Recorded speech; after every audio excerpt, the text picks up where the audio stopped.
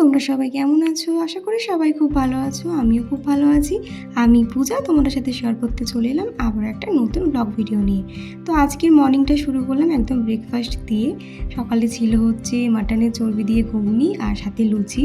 তো টেকফাস্ট করে কিন্তু মামামকে নিয়ে বেরিয়ে পড়ছিলাম পোলিও খাওয়াতে নিয়ে যাওয়ার জন্য, কারণ আজকে পোলিও খাওয়ানোর ডেট পড়েছে। আর দিনটা ছিল সানডে, যদিও ব্লগগুলো শেয়ার করতে তোমাদের সাথে অনেকটা লেট হয়ে যাচ্ছে, তো একটু ম্যানেজ করে নিও, এডিট করতে পারিনি বলে লেট হয়ে গেল। তো দেখো, প্রথমে কিন্তু মামামের গোলু ভাইয়াকে নিয়ে নিলাম টোটোতে, তারপরে মামামের দিদিয়া। আর আজকে কিন্তু আমরা একেবারে বাবার টোটো ভর্তি করে পোলিও খাওয়াতে নিয়ে যাচ্ছিলাম, সব বাচ্চা কাচ্চা কচি কাচাদের দল নিয়ে। তারপরে দেখো আর একটা মামামের দিদিয়া। তো সবাইকে নিয়ে মানে সব কচি কাচাদের নিয়ে কিন্তু আজকে পোলিও খাওয়ানোর উদ্দেশ্যে আমরা রওনা দিয়েছি। আর যেহেতু একই জায়গাতে যাচ্ছি, তাই কিন্তু সবাই মিলে এক জায়গাতে আনন্দ করতে করতে যাওয়া হচ্ছিল। আর আমাদের হেলথ সেন্টারটা একটু আমাদের বাড়ি থেকে দূরে, আগে একটু কাছে ছিল কিন্তু এখন অনেকটাই দূরে চলে গেছে, তাই কিন্তু বাচ্চাগুলোকে নিয়ে হেঁটে যাওয়াটা একটু টাফ ব্যাপার ছিল। তো দেখো, কথা বলতে বলতে কিন্তু আমরা সেন্টারে চলে আসলাম। তো এখানে কিন্তু আজকে পোলিও খাওয়ানো হচ্ছে। আর প্রতি বছর মানে প্রতিবার কিন্তু পোলিও খাওয়াতে আসি, কিন্তু এরকম এত সুন্দর করে ডেকোরেশন সাজানো গোছানো দেখি না। কিন্তু আজকে মনে হয় ওদের কোনো একটা কারণে হয়তো সাজিয়েছিল, সেটা আমি ঠিক জানি না। তো দেখো, এখানে কিন্তু চলে আসলাম সব কচি কাঁচাদের নিয়ে। আর মামাম পোলিও খেতে সেরকম একটা প্রবলেম করে না, তবে এবারে একটা বাচ্চাকে কান্নাকাটি করতে থেকে কিন্তু একটু ভয় পেয়ে গিয়েছিলো।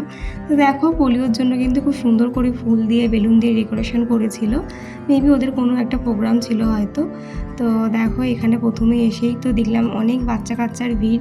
যেহেতু একটা বাচ্চা কাঁদছিল, এই বাচ্চাটা কাঁদছিল বলে কিন্তু আমাদের সব বাচ্চাগুলো ভয় পেয়ে গেছিলো। তো দেখো, মামামকে প্রথমে পোলিওটা দিল, দেওয়ার পরে না ওর মানে যেহেতু পোলিওটা খেতে একটু কষ্ট টাইপের হয়, তাই কিন্তু মুখ থেকে একটু থুথুও বার করে দিয়েছিল, তো একটু টানছিল।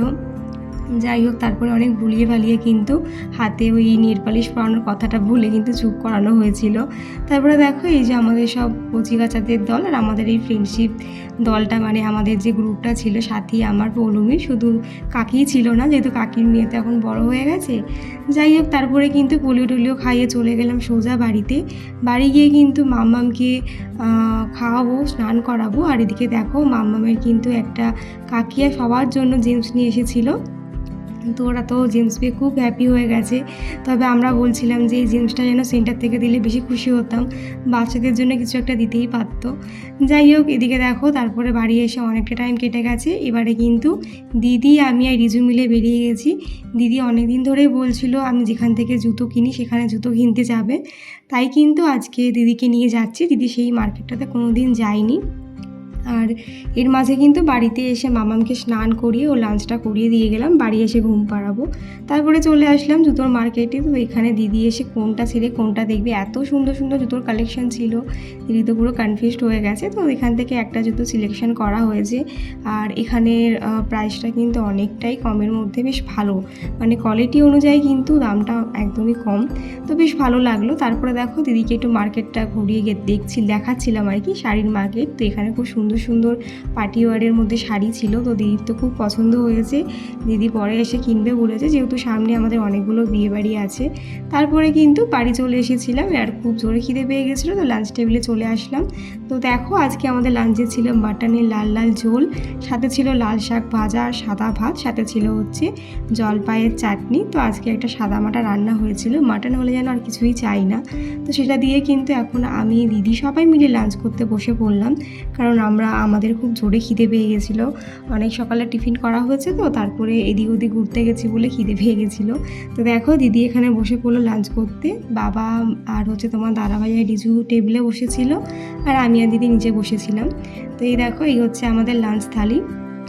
তো চলো লাঞ্চটা করে নিই। লাঞ্চ টাঞ্চ করে সেরকম ব্লগ শ্যুট করা হয়নি, একদম সন্ধ্যেবেলায় ফিরে এলাম। তো দেখো, যেহেতু রিজুর এক্সাম চলছে, তাই দিদিরা চলে যাচ্ছে। আর দিদিদেরকে ছাড়তে সাহেব কলোনি যাচ্ছে হচ্ছে বাবা আর মা, সাথে মামামকেও নিয়ে নিয়েছে।